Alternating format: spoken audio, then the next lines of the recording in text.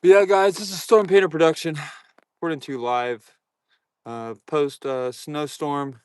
We got a lot of snow on the ground today. The snowfall has stopped, but still a lot of snow on the ground and throughout the area.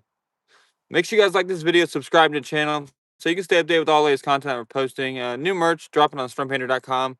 New videos on our YouTube channel every Friday, and we're going to continue to do live streams. So I appreciate everybody stopping by. Let's get on with this overnight day 2 of this snowstorm.